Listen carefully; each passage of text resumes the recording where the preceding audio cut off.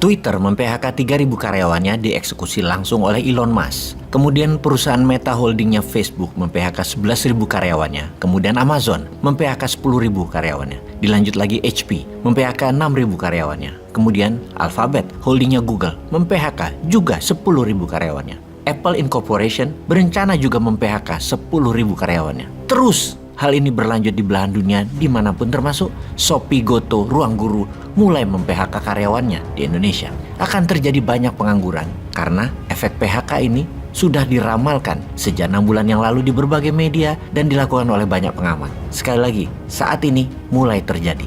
Diingatkan ya katanya baru mulai terjadi, ini baru awal. Badai PHK akan terus berlanjut ke bidang lain. Kalau ini awalnya adalah high-tech startup company, maka sebentar lagi adalah sektor komoditi. Kita ingatkan lagi apa yang akan terjadi di Indonesia, yang mana hal ini akan berdampak cukup parah kalau terjadi tanpa kita persiapkan langkah antisipasinya. Selain perpanjangan jabatan dan menunda pemilu, harus ada cara lain. Nggak keren sih sebenarnya perpanjangan itu, tapi ya udah, karena nyampenya segitu, ya monggo dilanjut. Salah satunya adalah terjadinya deflasi, bukan inflasi seperti yang diramalkan banyak pengamat. Sungguh, inflasi tidak perlu ditakutkan. Inflasi ditakutkan kalau negaranya tidak ada produksi untuk pemenuhan kebutuhan dasar rumah tangga. Kunci yang penting adalah kata tidak ada produksi. Seperti sekarang kebanyakan impor, bergantung pada Tiongkok. Katakanlah misalnya ya, kalau kenapa kita tidak takut pada inflasi.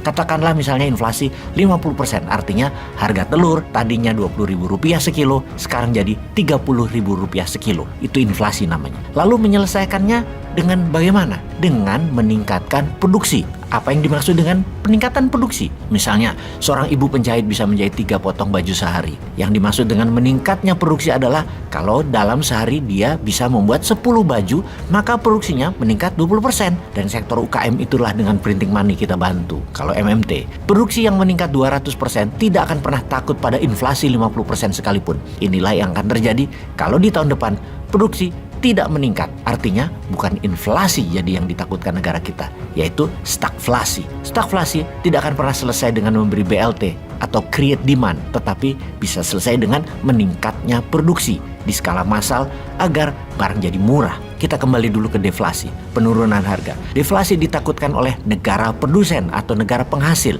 Indonesia akan inflasi di sektor retail dan kebutuhan harian, namun akan deflasi di sisi komoditi karena Indonesia produsen komoditi. Ini berbahaya sekali. Kita uraikan dulu agar terjadi kesepahaman di dalam melihat jumlah uang di Indonesia atau GDP nasional Indonesia dalam 1 tahun, yaitu sekitar 16.000 triliun rupiah. Yang 2.500 adalah APBN, yang 10.000 triliun adalah uang yang dipegang pengusaha besar atau para konglomerat, dan yang 3.500 triliun adalah uang beredar di kalangan UKM yang sejumlah 97% manusia Indonesia bergantung kepadanya. Sudah 7 presiden jaraknya ya begitu, ditambah jabatan 2 kali lagi ya juga akan begitu, karena mazhabnya sama, cara ngelola ekonominya sama.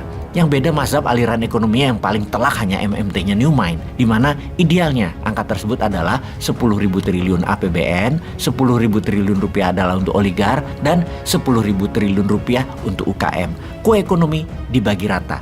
Asing hanya mitra dari oligar dan UKM yang sifatnya minoritas.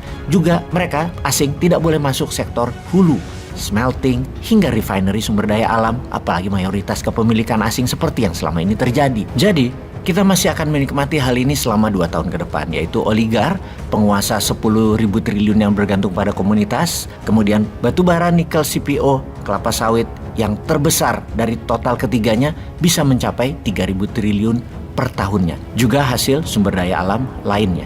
Kita semua tahu apa yang akan terjadi pada nikel di tahun 2023-2024, yaitu nikel akan oversupply. Di mana saat ini sudah oversupply. Barang itu menumpuk 90%-nya di Tiongkok, namun kebutuhan akan nikel terasa mulai menurun saat ini. Batu bara terlihat naik permintaannya saat ini, namun hanya sementara karena selama musim dingin Eropa saja kebutuhan meningkat karena efek gas Rusia. Menjelang bulan Maret 2023 ke sana, harga batu bara akan menukik tajam karena oversupply. Begitu juga sawit, harganya akan menurun karena kebutuhan dunia akan minyak nabati sudah banyak disolusikan oleh negara lain dengan corn oil, sunflower oil, dan lain sebagainya. Turunnya harga komoditi itulah deflasi yang kita takutkan karena berimbas ke para pengusaha atas kaum elit. Mereka penggerak roda 70% ekonomi. Benar, UKM adalah pahlawan ekonomi. Di kelas 3.500 triliun uang akan beredar tetap berada di sana dan dibantu elit. Namun ketika elit kena imbas hingga 30% turun atau 30% deflasi, yang terpukul telak ya tetap orang bawah. Kembali ke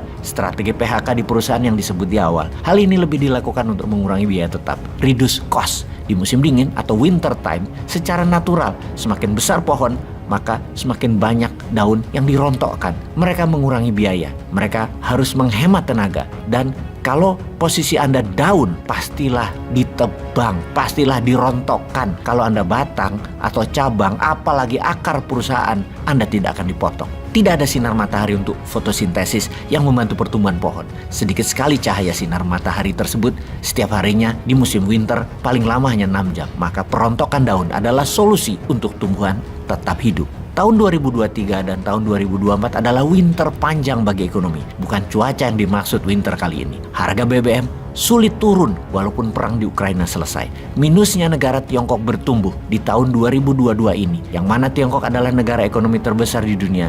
Negara kakak tertuanya Indonesia. Yang Indonesia menggantungkan trading terbanyak dengan Tiongkok adalah hal yang perlu diwaspadai. Kedepan PHK akan terus bertambah. Berhematlah sahabat dan berani ambil peluang. Tahun 2024 untuk sesuatu yang baru harus dilakukan.